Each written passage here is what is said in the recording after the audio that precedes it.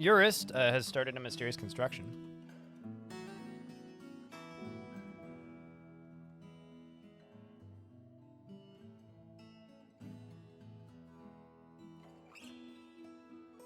Why is 404 so upset? You are very upset.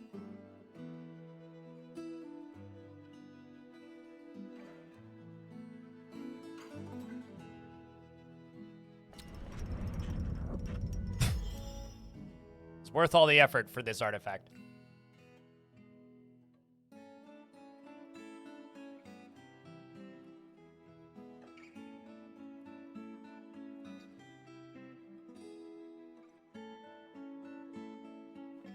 I would prefer legal pickle pictures.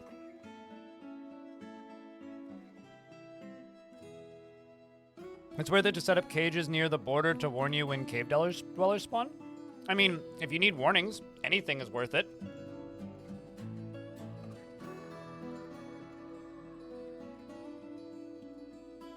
I don't know if I would use cage traps, though. I would just use weapon traps. Because you just want to snap them. I'm just going to finish the sandwich and then we'll continue. Because you want to snap them out of their stealth, right? So they get discovered. So I would just use weapon traps because that discovers them and then you don't have to reload it. Unless the trap breaks and that just like makes them lose an arm or something. Man, I haven't seen a raise fire emote in like 5 years. Up Cajun Voodoo.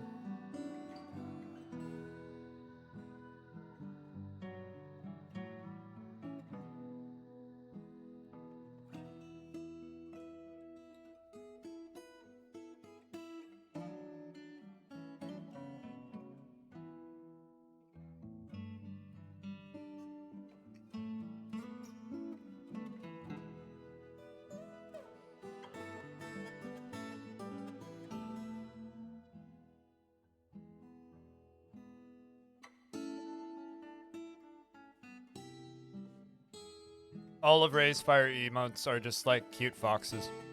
He's the furry bait streamer who's not a furry, which is kind of funny. Or at least not as, as of the last time I spoke with him, which was a couple of years ago.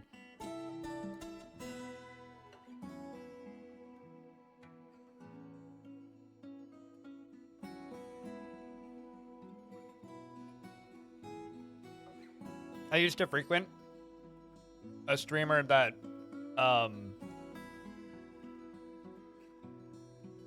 used to raid Ray's fire a lot. And I remember when Ray's got partnered because the entirety of this other channel that I was watching was just like, he unlocked another emote, he unlocked another emote, another emote, another emote. And it was like every 10 minutes it was like, he got another emote. And this was like before you could gift multiple subs at a time, I think.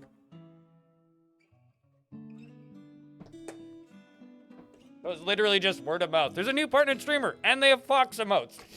Oh, who is that? Oh, I'll go sub for fox emotes and then immediately forget about the streamer.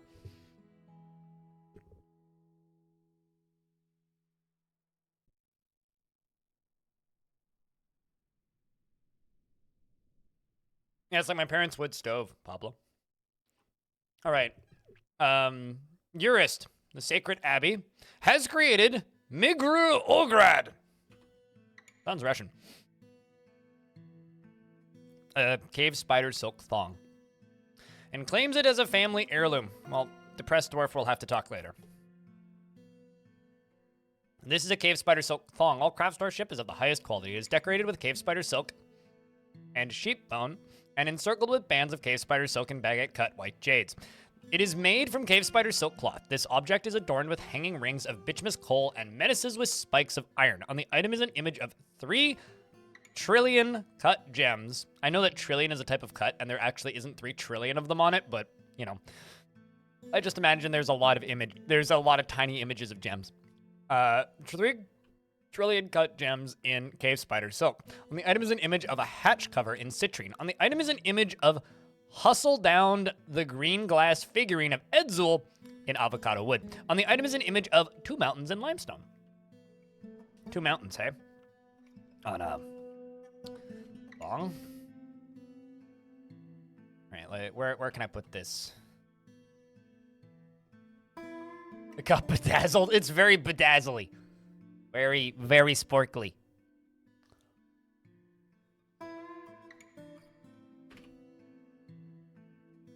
All right. Sweet.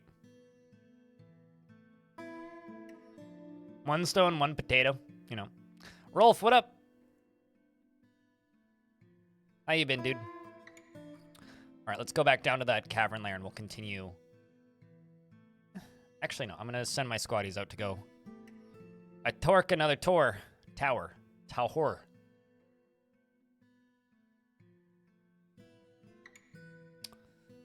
We're going to send both of these. I'm going to set it to raise. We're also going to check this weakness speaker. They destroyed weakness speaker. I did, in fact, destroy the last one I attacked, which was this one. This current mission, we are not going to steal any important treasures. Go get them, dwarves.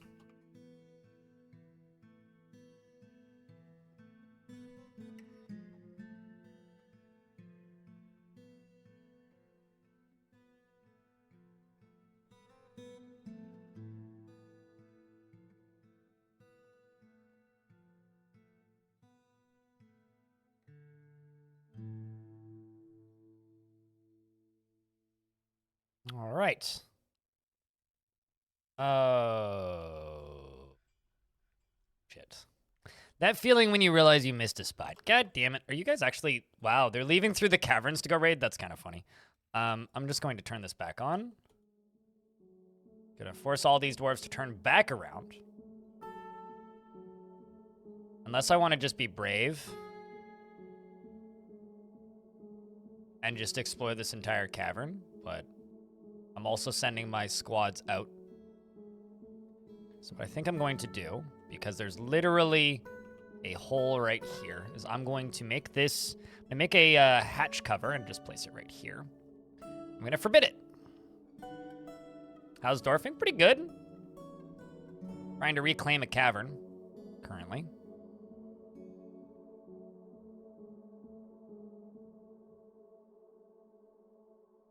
God, there's so many dwarves down here. How many? Did literally the entire fort run out into the caverns? That is incredible. Yeah, I'm pretty sure like the entire fortress was in the caverns.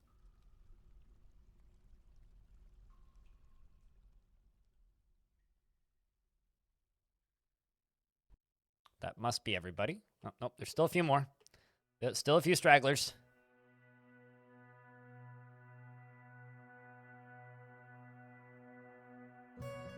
Okay, so what I will do is I will wait for this to be locked, and then I will seal them inside. We're also going to continue working on this.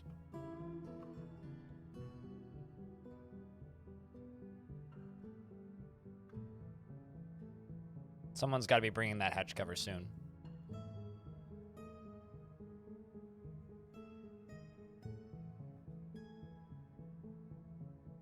Okay, well, I got to leave that on until they're back. So, let's do this. At least we just ran into the one group of snake people and not multiple. Makes my life a lot easier.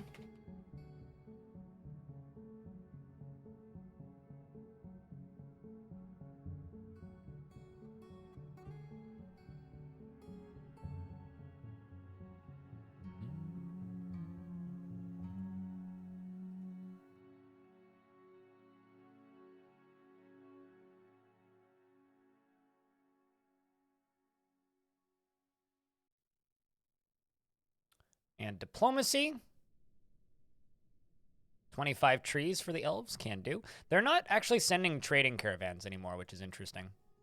They haven't traded with me in a minute. But they are, in fact, still sending their diplomats to yell at me, which I think's a little bit sus. All right, so we've got this in place now, finally. I'm going to assume that there's no dwarves left down here, and I can now turn this back on, because I think, pretty sure, that is all of the way down's covered.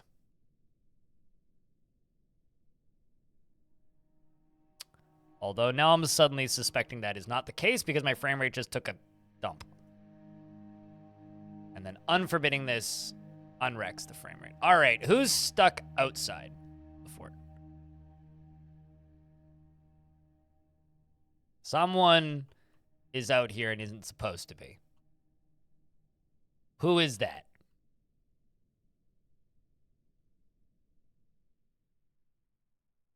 Nobody down there.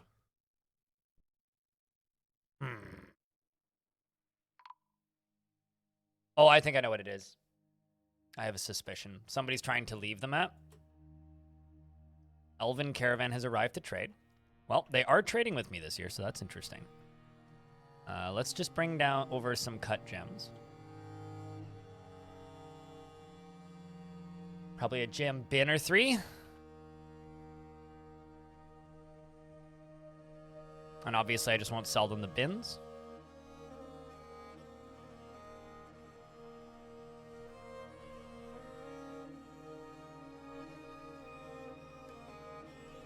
Okay, so Pigfinite is good for this job. So probably what's happening, because my soldiers started leaving out of the caverns, it's just going to wreck the frame rate until they're all off the map.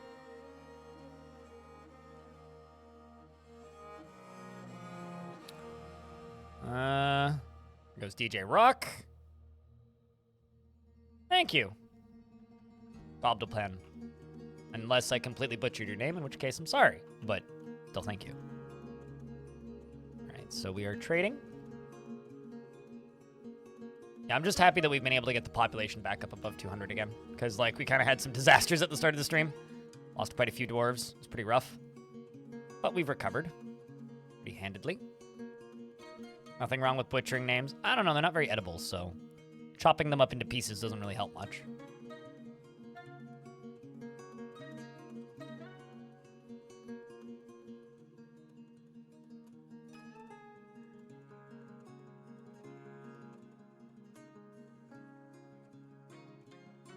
Can make it a royal regalia. What, the thong?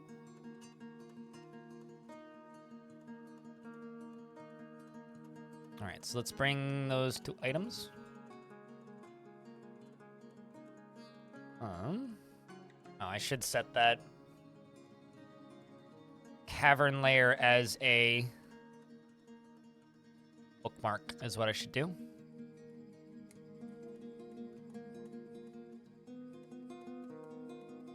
Okay, does locking this still hurt the frame rate? Locking that and then turning this off, does that still hurt the frame rate? No, okay. So whatever was stuck down there is no longer down there now. So that's good. Meaning I can go over here and we can do this.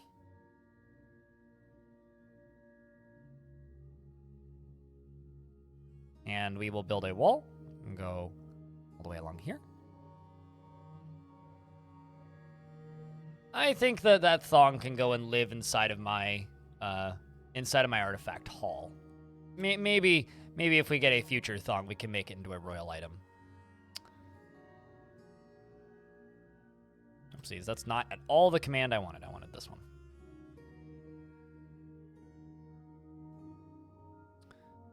These dwarves, they can go do what they need to.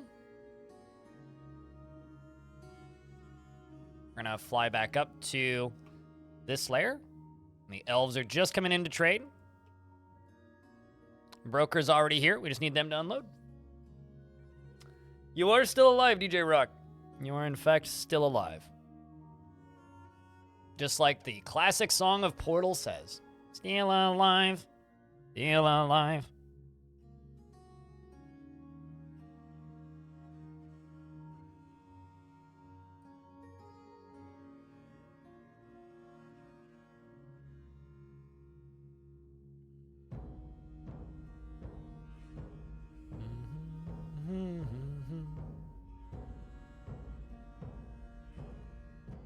Okay, let's just wait for that last bin to come over.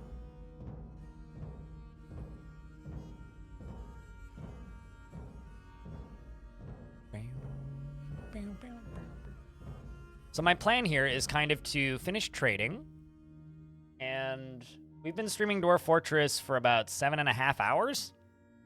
So I think we'll finish trading, and the plan for tomorrow is to continue raiding and attacking things, and then continue building out that lower cavern and capturing it back. And then I think what we're going to do to make this fort more interesting for everybody is begin working on. Well, these are supposed to be cut gems. Oh well, rough gems it is.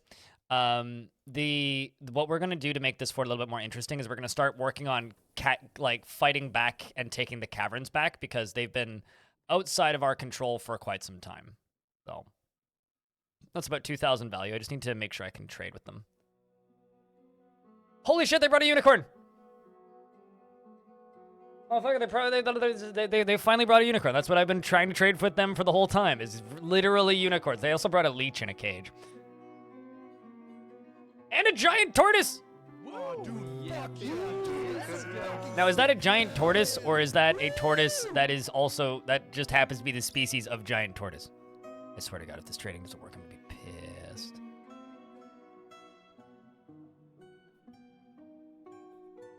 Yes. Okay. I want to see how big this tortoise be. How big is Toidle? Where can I put Toidle? Toidle can live right here. I want to see how big this turtle is. If it's not actually that big, if it's not actually a giant tortoise, I'm going to be very disappointed. Better actually be giant.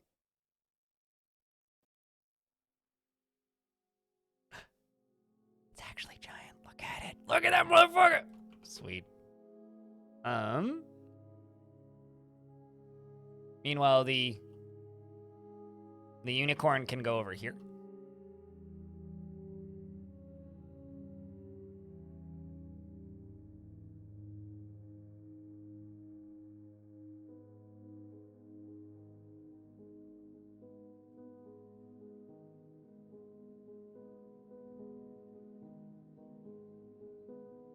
What am I going to use the unicorn for? Wait until I get a second unicorn and then breed. Look how big that unit is! Holy shit! Look at this! Look at this guy! Look at him! He's so pouty. He's like dwarf-sized. That's fun, and it's a lady, so I can give her a nest box. Excellent. Why? I have a question. Why is the sprite so far to the right? Like, it's not centered on the square. Like, it's one tile too far over. Like, it looks like it's halfway in the wall.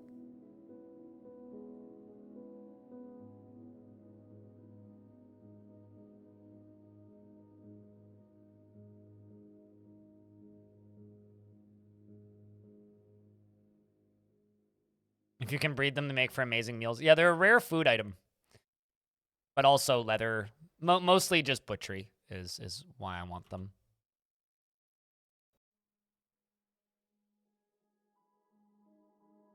But yeah, we have a giant tortoise now. Look at the size of this dude.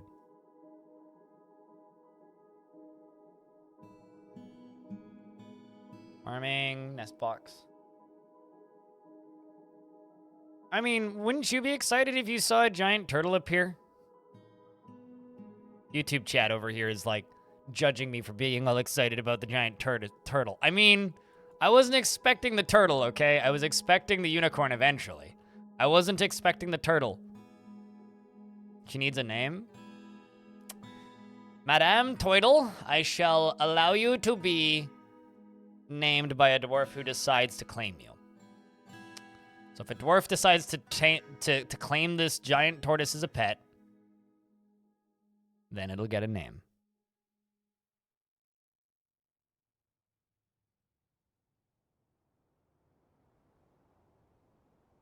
There isn't enough grass down there. Right, I will give you your own pen up here then. The unicorn?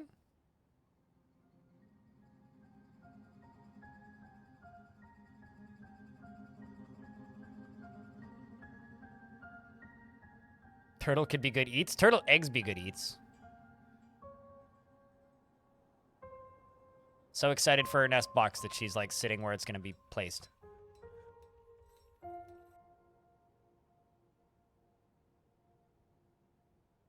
Yeah, but I've never seen just a normal giant tortoise, dude. This is like the normal size of this unit. It'd be the giant, or giant tortoise would be the oversized one, but still, I've never had one of these before. At least not in this version. See, he laid 5 eggs. We now have a fully automatic egg dispenser. And some migrants have arrived. Well, it is a female tortoise, yes. And it's going to give us female tortoise eggs. How long do giant tortoises live? In real life or Dwarf Fortress? Real life, like 200 years, right? Or something crazy like that? Giant tort. A giant tortoise live for 100 to 200 years. How old? That's actually a really good question. How old is the tortoise?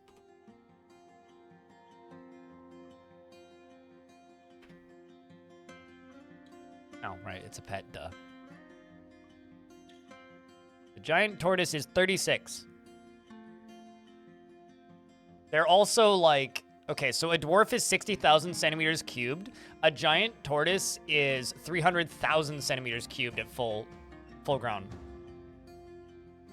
They only have 1 unit of brain. They give 15 meat.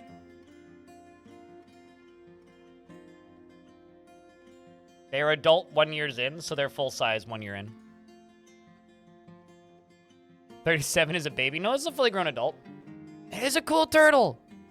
I don't know. I get weirdly excited about animals. It's like the time, like that clip of me just freaking out about the. She's claimed it. It's like the time that I was just freaking out that I had a shark on the map. Like, holy shit, a shark! Like undead, zombie, demon, shark! All right, well, on the topic of being very excited about discovering something, let's go discover some more. No, actually, hold on. Let me do this.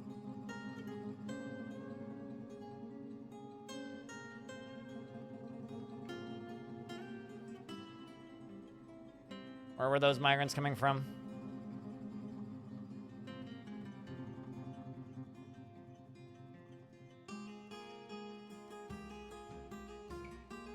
Can't have been that big of a migrant wave. How did that last fight go?